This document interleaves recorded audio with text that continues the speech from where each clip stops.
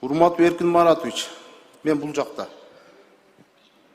Мыйзам долбоору жакшы экенин азыр толук айтып түшүндүрүп бердиңиз. Бул саламаттык сактоо тармагында конкреттүү түрдө реформа кылган багыттагы мыйзам долбоору экен. Колдойбуз. Анан мен мыйзам долбоорунан башка бир анча-мынча сунуштар бар эле. Бизде Кадамжай районуна караштуу Кызыл Булак айылында өзүңүз жакшы билесиз, туберкулездин оорукананын имараты азыркы күнгөчө турат да, ремонт болбойчу. Больница жабылгандан бери турат. Ушуну бир өзүңүз көзөмөлгө алып, ошол оорукананы капиталдык ремонттон өткөрүп, Баткен областынын жарандарга бир жакшы шарт түзүп берсеңиз жакшы болот эле. Бир детский больницабы, онкологиябы же башка оорубу, өзүңүз жакшы билесиз, Баткен облусунда статистика боюнча эң көп ооруган биздин ошол Баткен областында биз жарандар турабы.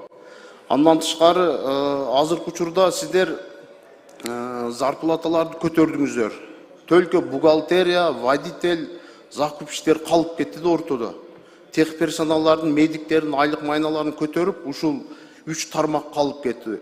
10 миң, 8 миң, 9 миң алат экен. Вакантный орундар абдан көп экен. Ушуну да бир өзүңүз карап чыгып, зарплаталарын көтөрүп берсеңиз жакшы болот. Үчүнчү маселе, бизде Баткен районуна караштуу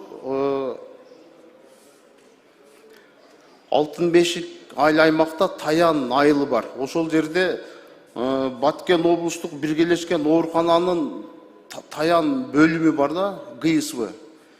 Ошол ооруканага мен өзүм барып көрүп келдим.